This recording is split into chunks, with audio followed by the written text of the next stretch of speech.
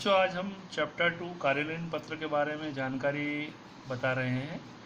और कार्यालयीन पत्र कई प्रकार के होते हैं, पर सबसे पहले हम ये बात करेंगे कार्यालयीन पत्र होता क्या है। कार्यालयीन पत्र वे औपचारिक पत्र होते हैं जो विभिन्न कार्यालयों में अपने कर्मचारी, अधिकारी या दूसरे को भेजे जाते हैं। कार्यालयीन पत्र प्रस्तुत अंग्रेजी के ऑफिशियल लेटर पद का हिंदी रूपांतरण है। सामान्यतः यह वह स्थान होता है जो किसी सरकारी, अर्ध सरकारी, स्वतःशासी अथवा निजी संस्था के प्रशासनिक कार्य के रूप में काम में आता है। कार्यालयीन पत्रों को केवल विषय से संबंधित तर्क संगत बातें ही कही जाती है और भाषा शैली संयत, शुद्ध एवं स्पष्ट होनी चाहिए। कार्यालयीन पत्रों की विशेषताएं। कार्यालयीन पत्र जो होते हैं वो भावात्मक, अलंकृत, मुहावरादार भाषा के लिए इसमें कोई स्थान नहीं होता है, क्योंकि एक तकनीकी पत्र होते हैं। इनका प्रयोग क्षेत्र के अत्यंत व्यापक होता है। केंद्र और राज्य सरकारें, साथ ही साथ राज्य एवं राजकीय सचिवालय, विभिन्न सरकारी कार्यालयों में और निजी संस्थाओं के बीच में होने वाला एक संपूर्ण पत्रकारिता का एक रूप इसमें आता है। कार्यालयीन पत्र जो होते हैं वे लगभग 14 प्रकार के होते हैं। सरकारी पत्र, अनुस्मारक, कार्यालय आदेश, कार्यालय प्रारूप, कार्यालय ज्ञापन, अर्ध सरकारी पत्र, परिपत्र, अधिसूचना, सूचना, टिप्पणी, संपादक के नाम पत्र, शिकायती पत्र, प्रार्थना पत्र, आवेदन पत्र तथा व्यापारिक या वाणिज्यिक पत्र होते हैं। कार्यालयीन पत्र को लिखते समय हमें किन बातों का ध्यान देना चाहिए और किन बातों को विशेष रूप से हाईलाइट करनी चाहिए।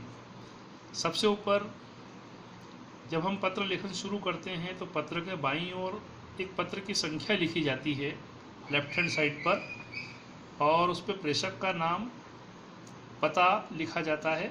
तत्पश्चात दिनांक लिखी जाती है।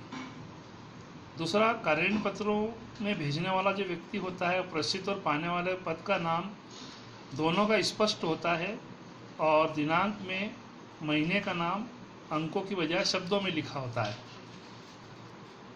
प्रेषक के अंतर्गत कार्यालय या विभाग का नाम, पता इत्यादि लिखने के बाद सेवा में लिखा जाता है।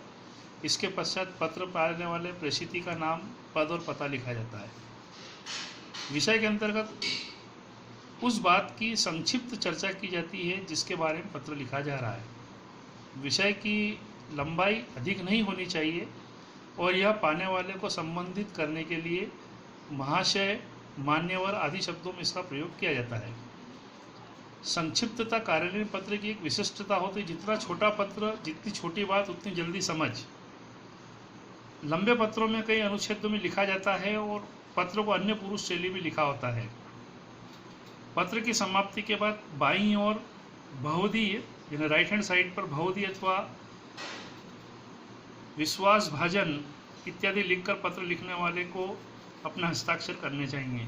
हस्ताक्षर में नीचे कोष्टक में अपना पूरा नाम लिखा जाता है और नीचे आवश्यक संलग्नता की भी चर्चा की जाती है। इससे संबंधित एक उदाहरण मैं आपको दे रहा हूँ और आप उसको देखें कि शासकीय सरकारी पत्रों के कुछ उदाहरण हैं हमारे पास। जैसे ये दिया कि गृह मंत्रालय भारत सरकार की ओर से शिक्षा मंत्रालय भारत सरकार के कर्मचारियों को हिंदी भाषा का प्रशिक्षण देने हेतु पत्र।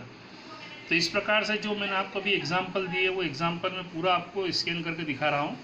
तो इस प्रकार से आपका पत्र लेखन होना चाहिए, सरकारी पत्र। आशा है अब मैं जो आपको एक एग्जाम्पल के तौर पर मैंने आपको भेजा है, कॉलेजों में होने वाली रैगिंग की रोकथाम हेतु भारत सरकार द्वारा राज्य सरकार को पत्र लिखना, तो इस विषय पर आप इसी प्रकार से एक पत्र लिख करके अपना होम असाइनमेंट तैयार करें।